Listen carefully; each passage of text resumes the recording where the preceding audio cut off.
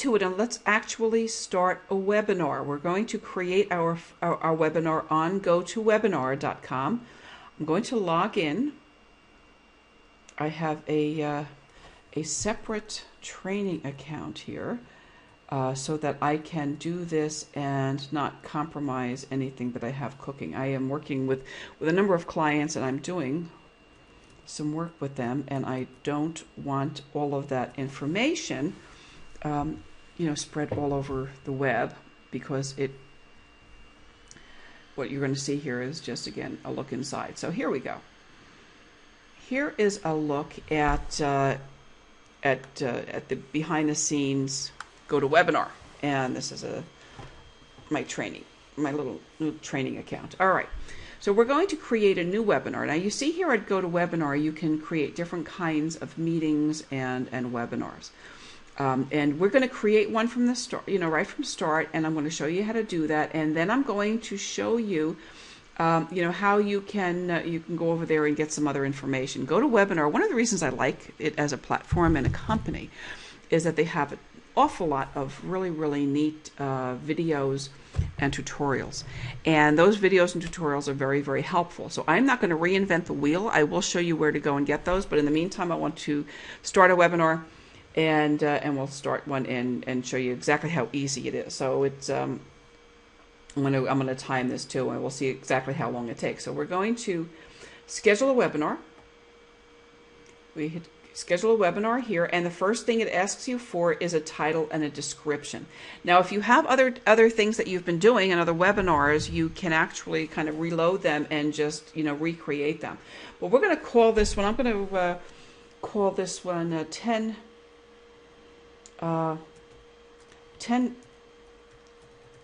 copyright commandments that keep real estate bloggers out of trouble. How about that? Keep real estate.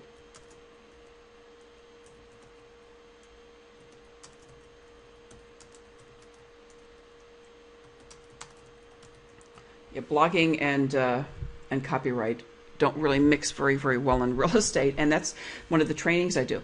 I want you to keep a couple of things in mind when you're creating a webinar name. This is something that you want to make SEO friendly. You want it to be catchy. You want it to be hooky. You want it to grab the attention of your audience. So I could have said, copyright things to know. I could say, copyright for real estate bloggers. I could say a lot of things, but I want it to be active. I want it to speak to a result. There has to be a result. The result is that if you follow the rules and you follow copyright policies and procedures in the right way, that you're going to stay out of trouble. Because if you don't, if you do things wrong, if you take other people's intellectual property, if you swipe that, whether you know it or not, you can get in trouble. And so you want to have a very, very hooky headline, and then you want a description, and then we'll just say this is a webinar about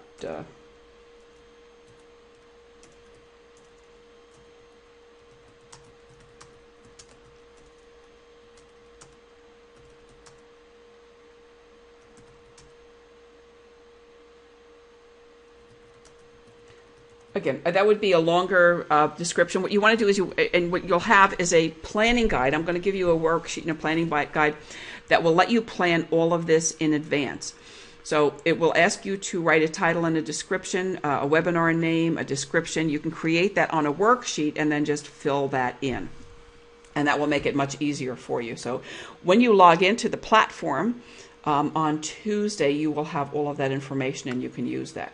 You can also go to GoToWebinar and set up a 30-day trial where you can use the platform and not have to pay anything for it. My suggestion is that you take a look at what we're doing here, see what's involved, and then go and actually use your worksheet, create a lot of this information on the worksheet first, so that when your 30-day trial starts, you really get the best and the most out of it. If you start the trial first, and then you go back and you start to look at all of the videos and start to work with the worksheets, it may be a week or two actually before you actually get around to making one, and then half of your trial is up.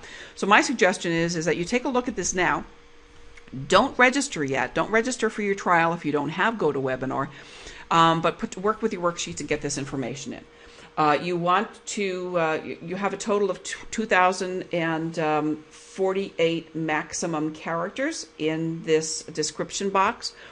You don't need a really long description, but you do, you do want to be able to tell people enough about what your webinar is going to be about that it gets them in there. If you're going to be talking about how to stage your home prior to a sale, you might want to get into a little bit more detail. If you're talking about lending and you're talking about dealing with some credit issues, you want a really, really hooky headline, and then you want to be able to give them a little bit of the about the features and the benefits. Always tie features with benefits. It's about what people are really looking to accomplish, what they want to achieve. At the end of the day, what are they going to get out of whatever it is you're sharing with them? So don't make it about the tool. Don't make it about the information. Make it about the benefit that your attendee will receive at the end of the day when after the webinar is finished. What will they go home with? From Webinar Fever, what you're going to be leaving with at the end of the day, at the end of the training, is an ability to go and start your own webinar, to know what tools you have to use, to know how to write a hooky headline, to be able to do all of this stuff and do it in a way that will attract attendees and build your business, because that's what it's all about at the end of the day. Schedule it in advance. Today is March 24th. Probably a good time to be scheduling something is a couple weeks out. A lot of people think that Monday's a terrible day for deadlines. I'm inclined for webinars, and I'm inclined to agree. Tuesday through Thursday are good. I hear some people saying Friday's terrible. To be honest, I like Fridays. I also like Saturdays. But you take a look at your audience, connect with your market, find out when people would like to attend a webinar.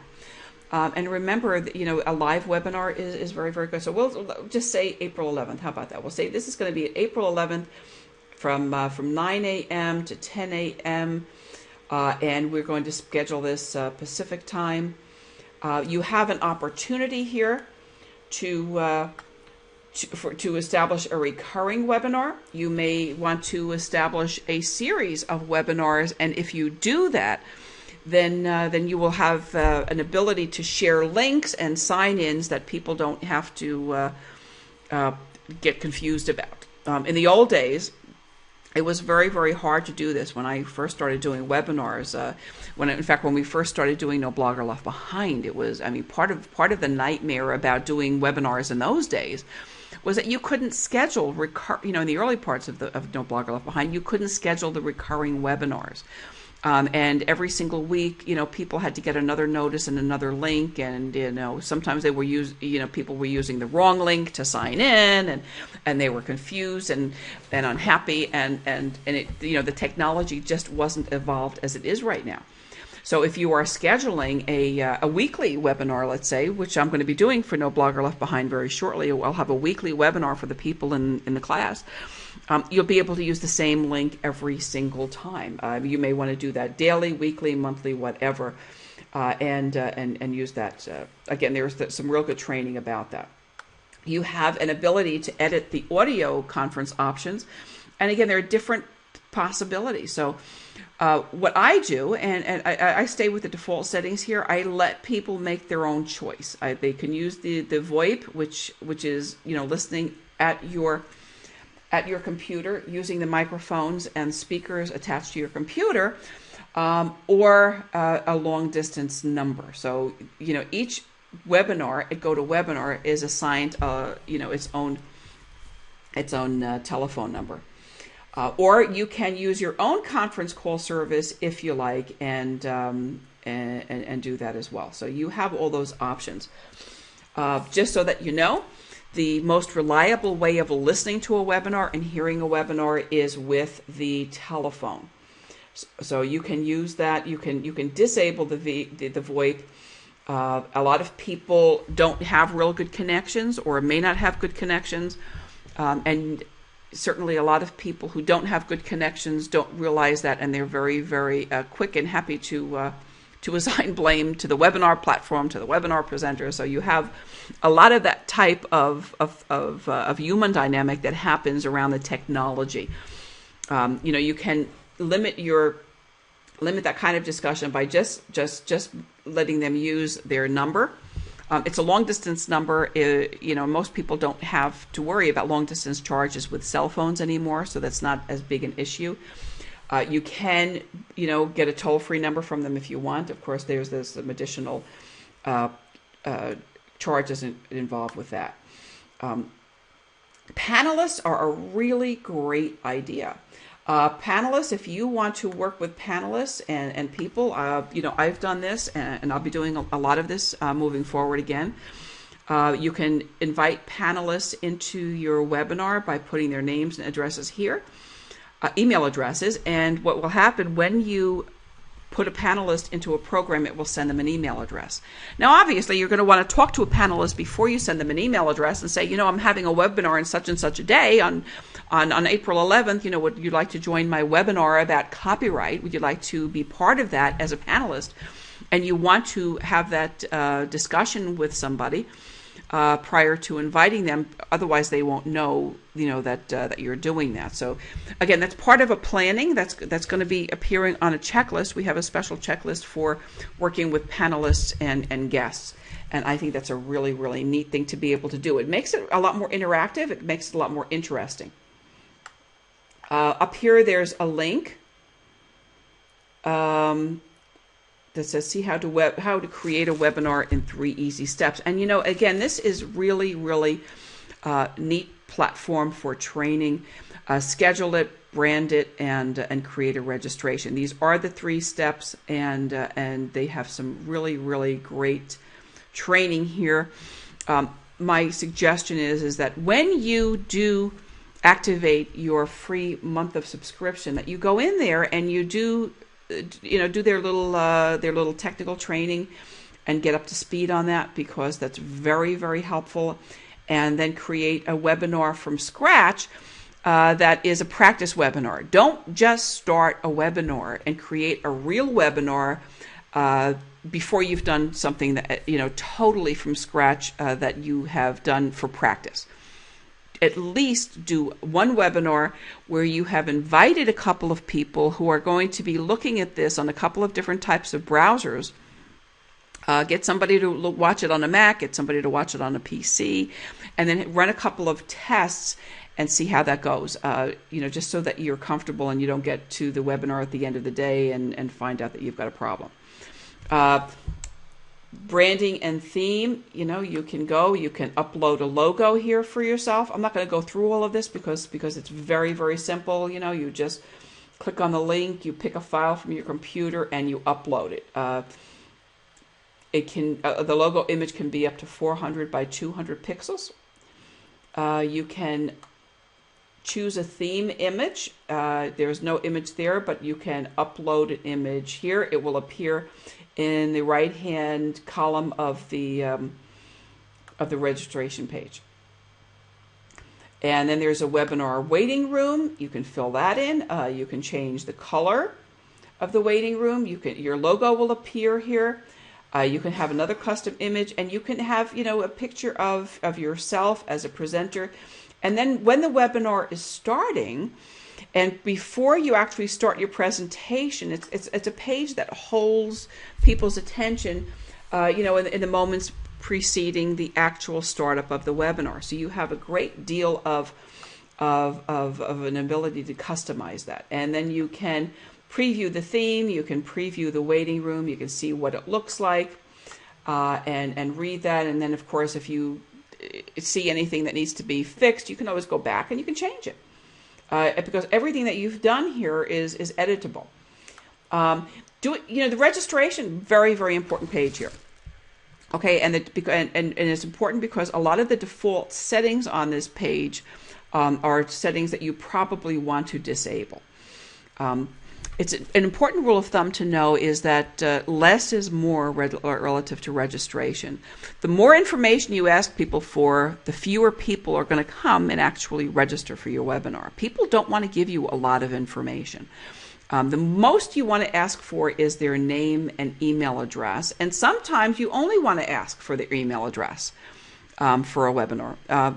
You may not need a whole bunch of information. Once you have it, you're great. I would say deselect anything that is not absolutely essential. You don't need their phone number. You don't need their industry. You don't need their organization. For GoToWebinar, you do have to have first name, last name, and email address. So be aware of that.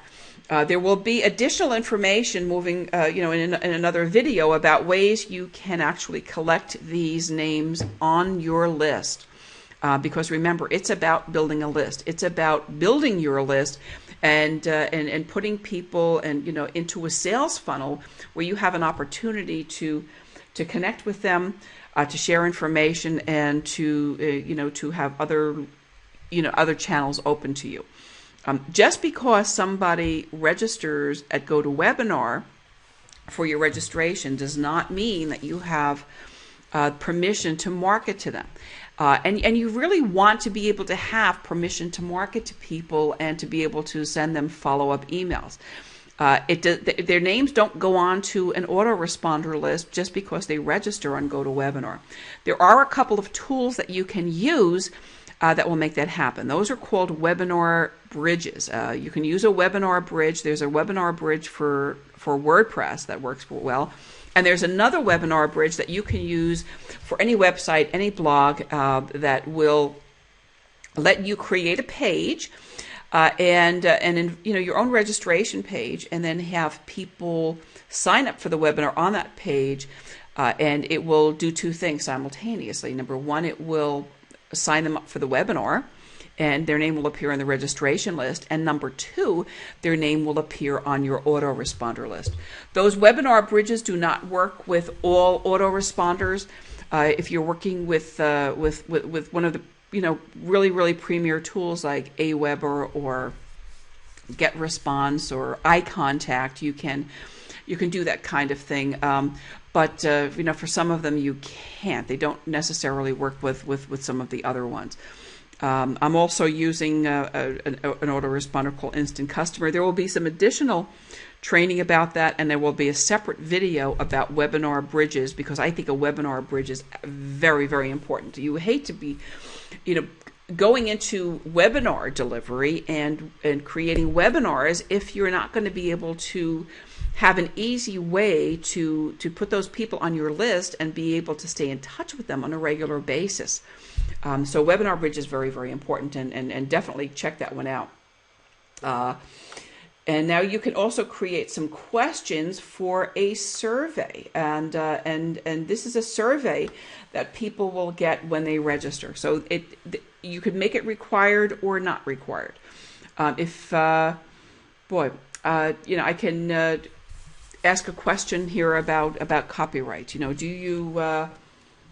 Do you use Creative Commons licensing on your blog? All right, and the Creative Commons licensing is a way that lets you share your content with your readers and with other people. I could make it one of two questions. I could say yes or no.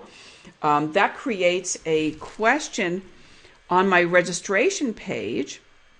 I can make it required or not. Again, if I make it required, people may not want to fill it out and they may not register. So I don't ever make anything required. Not that I might not one of these days, but less is more. So having something there is really neat. It can give you a little bit of insight into your audience.